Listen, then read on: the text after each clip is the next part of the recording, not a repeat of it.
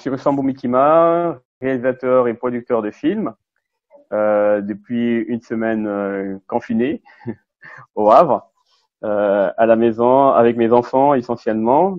Mon épouse travaille dans le milieu médical, donc elle est plus partie plus sur le terrain que nous qui sommes restés à la maison. J'apprends, j'apprends à passer plus de temps avec mes filles parce que je suis quand même très souvent parti. Et aussi, j'apprends à faire un peu du bricolage à la maison. J'ai une formation d'enseignant à la base, donc j'essaie de donner cours à mes enfants, en tout cas les aider avec les cours qu'on leur donne par des maîtresses via des applications ou même à la télé. Tout ce que je peux dire. En fait, c'est vrai que ça change nos habitudes quand même de rester confiné comme ça, mais c'est un mal qui est nécessaire. C'est pas une plaisanterie cette histoire. Après, les gens pourront crier au complot à tout ce qu'ils veulent dire. Les gens peuvent parler de lobby pharmaceutique et tout. Pour l'instant, c'est pas ça le plus important. Le plus important, c'est de savoir que c'est un virus qui tue et qui tue vraiment en masse. De voir qu'en une nuit, 800 personnes peuvent mourir, par exemple, en Italie, c'est pas une petite histoire. Donc, nous, on a choisi vraiment de nous mettre à l'abri pour nous protéger nous-mêmes aussi et de protéger les autres. C'est pas qu'une maladie de blanc, c'est bien au contraire. Et même là, ce qui va se passer en Afrique, en tout cas, on touche du bois pour que ça soit pas aussi catastrophique que les alertes le prétendent. Mais c'est vrai que ne pas avoir des structures sanitaires comme dans nos pays. Aujourd'hui, si on décide par exemple d'un confinement au Congo, c'est qui est normal, mais ça va être dur, ça va être vraiment compliqué. Aujourd'hui, les gens ici en France peuvent être confinés parce qu'ils pourront garder des aliments dans des congélateurs et tout, mais dans les autres pays où déjà on sait pas faire des stocks parce que il y a pas d'électricité, il y a pas d'eau, il y a pas tout ça, ça va être compliqué. Et comment les gens sont confinés aussi dans des transports en commun, c'est vraiment une propagation qui va être à grande échelle et puis il y a des morts qu'on pourrait compter à l'appel, quoi. Donc vraiment, ce qu'on peut faire, chacun, à mon avis, à son niveau, peut vraiment ralentir la propagation du Covid-19 et en faisant des gestes barrières, déjà en restant chez soi. Ça, c'est le plus important. Il faut mieux rester chez soi pendant quelques semaines que de rester, j'ai vu une publicité comme ça sur les réseaux sociaux, rester enfermé quelques semaines, c'était encore supportable et c'est encore acceptable que de rester enfermé pour l'éternité, parce que quand on est mort, on est resté enfermé pour l'éternité. Donc vraiment, il faut qu'on se protège et tout. Voilà, mesdames, messieurs, vous avez bien compris, vous êtes sur Ziana TV. Nous continuons donc cette balade. C'est vrai que c'est une introduction qui vous donne déjà le temps par rapport à ce que nous vous proposions toute la semaine pour aller rencontrer les Congolais là où ils sont, dans leur confinement, comment est-ce qu'ils le vivent. Alors, Ruffin, je sais que tu es assez modeste, hein. Tu as juste dit rapidement que tu es producteur, mais bon, tu es quand même aujourd'hui une figure du cinéma africain. Tu fais beaucoup de choses, que ce soit au Congo ou ici. Aujourd'hui, tu vas passer plusieurs semaines. Comment ça se passe par rapport à la production, par rapport à ton travail déjà de cinéaste, de producteur? Est-ce que là, tu es en train d'écrire? Tu fais quoi? C'est quoi ton quotidien aujourd'hui en dehors des devoirs des enfants et tout le reste? Ce qui est bien avec le métier de l'audiovisuel du cinéma, c'est qu'il y a une partie de création qui est une partie solitaire, donc ça change pas vraiment de nos habitudes. Quand on est en écriture, on est plutôt chez soi. En tout cas là, c'est la phase que j'essaie de développer maintenant, c'est à travailler sur des projets d'écriture. Après, il y a une partie qui fait du tournage qu'on ne peut pas faire aujourd'hui. Personne ne peut aller sur le terrain pour aller filmer ou diriger les acteurs. Mais aujourd'hui, en dehors de m'occuper de mes filles, je dépoussière des vieux projets qu'on avait mis dans les tiroirs en disant quand on aura le temps, on pourra les lire, on pourra les retravailler. Là, on a justement le temps pour le faire. Et puis j'ai pris aussi l'initiative de faire des petites vidéos avec ma famille que j'appelle en fait la minute confinement. Depuis samedi, je fais une petite minute avec mon téléphone. Une petite vidéo sans montage, en fait c'est du tourné monté sans montage en une prise pour la première vidéo que j'ai postée par exemple c'est mes filles qui faisaient du sport et la deuxième vidéo c'est mes filles qui applaudissaient à la fenêtre le personnel soignant et donc chaque jour je vais essayer de faire des petites vidéos comme ça justement pour continuer à produire. Ça va pas être une production qui va être peut-être diffusée à la télé, mais en tout cas c'est aussi de garder le lien avec ce que je fais d'habitude. Alors, Rufin, tu sais aussi que souvent, quand on est dans cette situation, la communication passe beaucoup par l'image, par le son. Aujourd'hui, c'est vrai que tu fais ce que tu fais chez toi. Est-ce qu'il y a comme ça au niveau de ton réseau des gens qui sont aussi très attentifs à cette maladie, de continuer à faire passer l'image et sensibiliser? Oui, oui, bien sûr. Bah, les cinéastes sont très,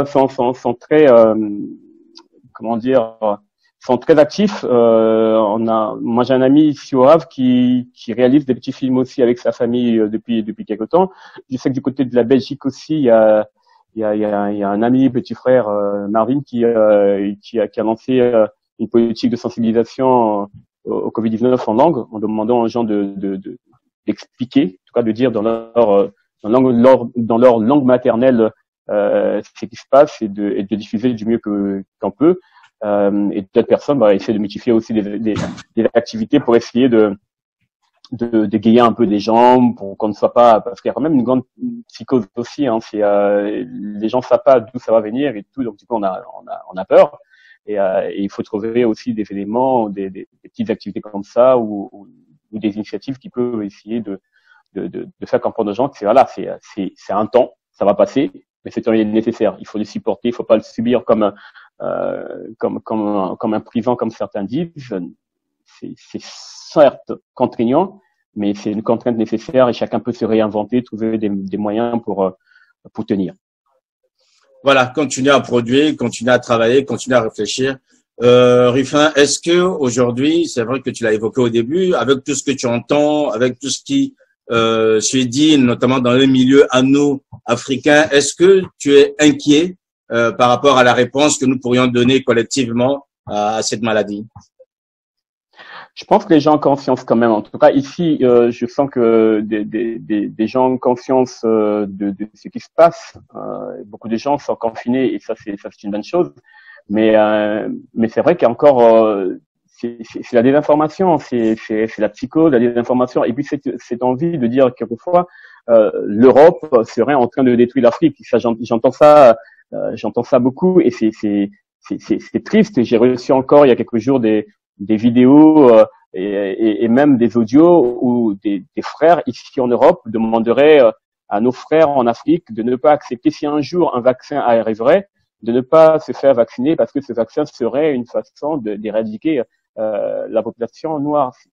C'est complètement fou quand diffuse ce genre de choses, quand alimente cette peur-là, et quelquefois aussi les hommes d'église qui disent voilà, c'est la fin des temps, c'est le diable qui met ces mesures en place pour essayer d'empêcher ses enfants d'aller à l'église. C'est pas possible. C'est pas possible qu'on ait cette mentalité-là encore. C'est ce qui empêche justement que l'action qui se fait aujourd'hui, que les gens qui se battent pour essayer de sauver des vies, se retrouveront avec en face. Il y a quelqu'un qui a dit des confinés. Il y a d'un côté des confinés et des confinés qui commencent à diffuser des messages contradictoires et des messages complètement irresponsables qui pourraient être dramatiques pour la suite. On n'a pas des structures nécessaire en Afrique, et le meilleur des structures qu'on peut avoir, c'est la conscience de chacun de nous. C'est chacun de nous mettre des gestes barrières, chacun de nous se protéger soi-même et protéger les autres pour qu'on n'arrive pas à quelque chose qu'on saurait nommer.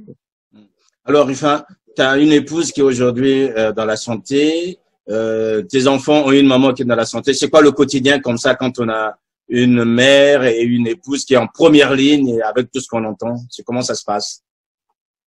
Le quotidien, les enfants comprennent, et c'est vrai généralement les enfants trouvent leurs parents comme des super-héros, mais je pense que là elles prennent encore bien conscience de ce que ça veut dire. Maman qui peut les abandonner un matin pour aller passer 10 heures dans un centre où elle est en contact avec des personnes qui sont sans doute fragiles aussi et qui peut se mettre aussi en danger. Elles comprennent ça, et elles comprennent que c'est nécessaire. C'est bien ce qu'elle est en train de faire, et elle doit le faire.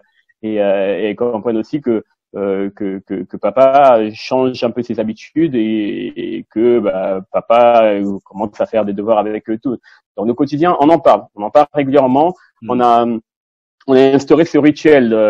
D'ailleurs, c'est mes filles qui viennent me rappeler l'heure quand il est Quand il est 19h passé, c'est les filles qui viennent me rappeler, ah papa, on va passer à la fenêtre pour applaudir les gens qui sauvent des vies. Donc ça c'est quelque chose de bien et les gestes, oui, les gestes des enfants. Ma fille Chloé l'avant-dernière, de façon spontanée, je pense que c'est même elle qui nous rappelle encore à la maison, de façon spontanée, quand elle a envie de tousser, elle tousse dans son coude. Et ça, on n'a même pas besoin de lui dire, mais c'est vraiment des belles leçons qu'elle nous donne aussi. Et ce quotidien, on se nourrit en fait de ce que l'on comprend, de ce qui se passe. Et les enfants nous apprennent autant que nous leur apprenons aussi. Voilà, donc Ruffin, je rappelle que tu es en Normandie, précisément au Havre. Le Havre est jumelé avec Pointe-Noire. Peut-être un message en Kikongo, ça sera le premier aux gens de Pointe-Noire pour l'entendre. Bah, mugazoso zinabantu na Pointe-Noire que mambo que na tana ya give kak mambo que na tawa na Mputu ya que mambo que na tawa aussi na Boala parce que la maison déjà ba kaming ba me recensé avant na Congo ya avant na Kinshasa ya avant na Boala kaka donc mambo que na tawa mambo ya kusakanje ya que mambo ya vraiment ya ngolo pour que betu kengela nsutu betu mosi na bapangi il faut vraiment betu sala keba mboto repesa mboto na lara tam vanda gasinga pesa pesa mboto bakoka betu anslaka geste donc aujourd'hui betu na bak aussi ba geste na ko éviter ba contact na ba bantu betu sukla maboko si betu me basika ou bien si betu ngata inzo régulièrement betu sukla maboko betu simba face à Beto et Beto vraiment se protéger parce que si mosi mezoa virus ali yani kabuja na bantu mingi et ma Beto vanda Beto na boa la Beto za vanda kaka Beto na Beto propagation na vanda que vrai et puis membre de vendre vrai pas pour l'utiliser ba pas na vivre quoi na Mputu na wap geste ngere sa liberté ba na exemple kingi zonsa capable avec kingi mo ceci ngeza ba façon ba na bitila.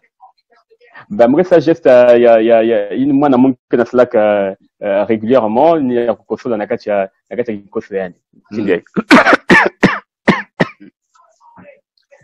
Matondo Ruffin, merci. Merci, Sire.